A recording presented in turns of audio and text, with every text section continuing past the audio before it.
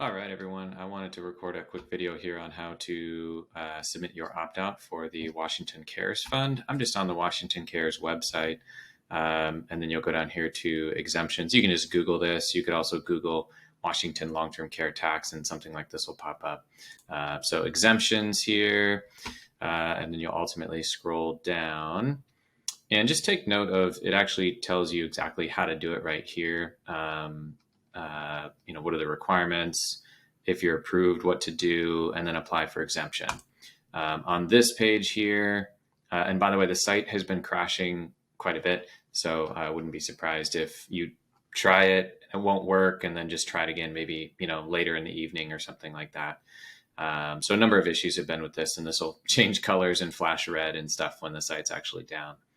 Okay, so how to actually do it. You'll create a SAW account that just is the Secure Access Washington account. It should actually be the same account that you use to renew your car tabs. So you probably already have an account like this. Once you log in, then you'll follow these steps. It's actually pretty easy. So you'll browse the list of services. It'll be a big button that you click. You can just search for this paid family and medical leave from the drop-down menu. You'll add it as a service, click OK, and then you'll access that particular account. Once you're logged in, you'll see the CARES exemption right in this family paid medical leave piece. And then you'll be able to essentially apply for the exemption. And there's a couple of requirements. You need to upload your driver's license and check a few boxes and then hit submit. And then I do want to note that, once it's approved and then you get your exemption, it's totally up to you to then relay that letter back to your employer. So your employer doesn't do this in bulk. They can't do it in bulk. You have to do it yourself. And then ultimately that ESD approval letter, that has to get sent to your employer. They're saying here, all current and future employers, and then your employer will opt you out. What's important to understand here is that the opt-out window runs from 10/1/2021 all the way through December 31st of 2022, so next year. But if you don't get your opt-out done by the end of the year, your employer is required to start collecting the tax. And so if you opted out, say, June or July of next year, there is no refund for those 6 months of taxes that you paid. So jump on this, see if you can get your approval here pretty quick between now and year end so it can actually get accessed. Okay, so I'm just going to jump through here. Let's apply through the Secure Access website.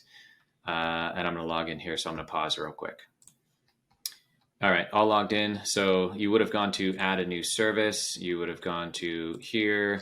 I just did a control search here for right here, and then you click apply, and then this will add this service. I'm already registered here, but this would add this service back in to the normal, your list of services here, and then you go to access now and continue, and now you're going into the Employment Security Department area.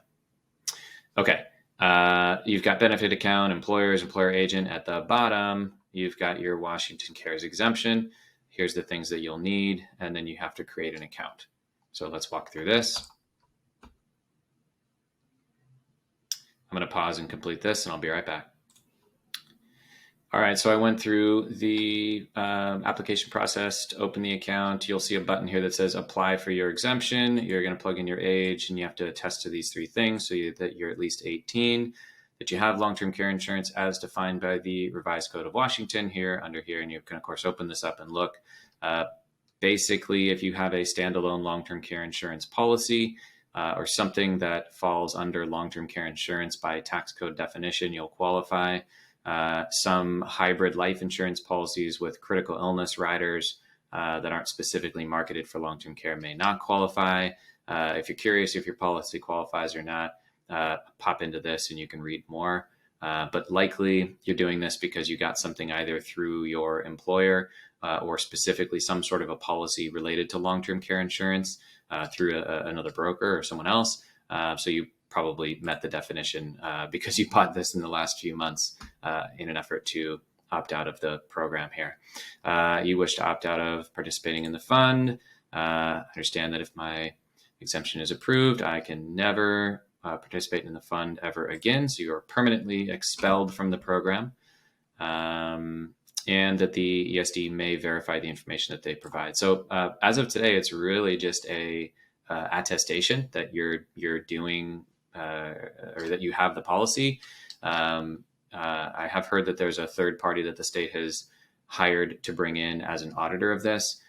So I would expect at some point, whether it be random or everybody, they're going to pull names out of a hat to make sure that you in fact actually do have a policy to get the exemption. They have to audit it somehow.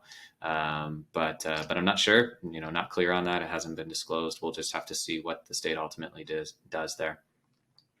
All right, so I'm going to click next here.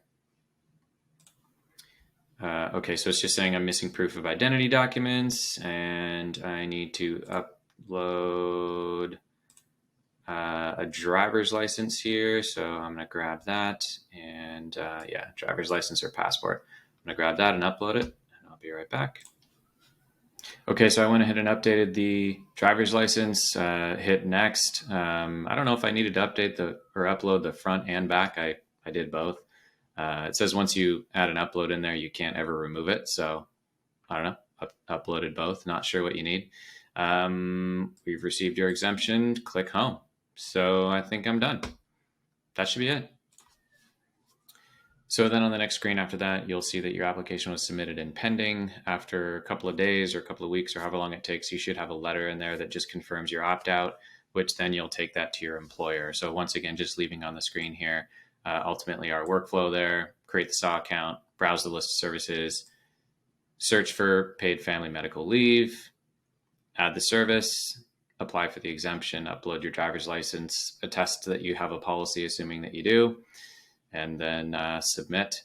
Next steps, wait, and then assuming it's approved, then you'll need to present that exemption and approval letter to your current employer and all future employers in order to make sure that your employer doesn't start collecting the tax as of January 1st. If you're a current client of ours, with this letter, you could upload it to your vault in the client portal. That way it'll live there forever, and you'll have it, we'll have it as well, so that you've got access to it anywhere you go digitally. All right, I hope this was helpful.